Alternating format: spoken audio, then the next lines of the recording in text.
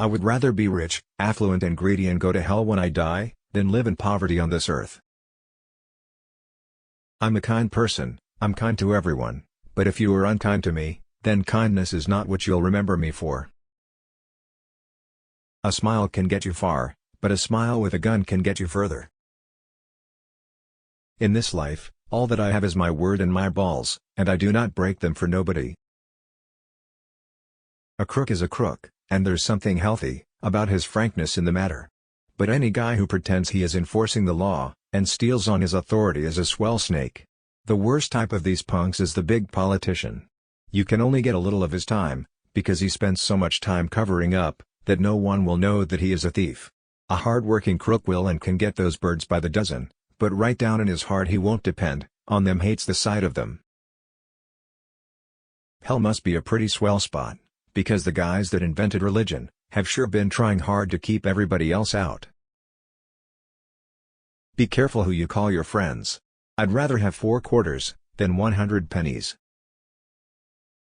I have spent the best years of my life giving people the lighter pleasures, helping them have a good time, and all I get is abuse, the existence of a hunted man. You accomplish more with a smile, a handshake, and a gun than you do with just a smile and a handshake. I got nothing against the honest cop on the beat. You just have them transferred someplace where they can't do any harm. But don't ever talk to me about the honor of police captains or judges. If they couldn't be bought, they wouldn't have the job. Every time a boy falls off a tricycle, every time a black cat has gray kittens, every time someone stubs a toe, every time there's a murder or a fire or the Marines land in Nicaragua, the police in the newspapers holler "Get Capone."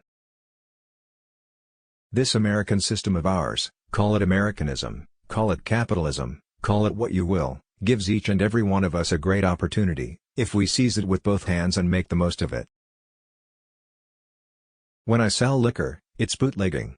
When my patrons serve it, on a silver tray on Lakeshore Drive, it's hospitality.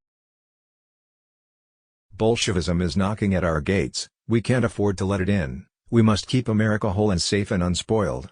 We must keep the worker away from red literature and red ruses, we must see that his mind remains healthy. I am sick and tired of publicity. I want no more of it. It puts me in a bad light. I just want to be forgotten.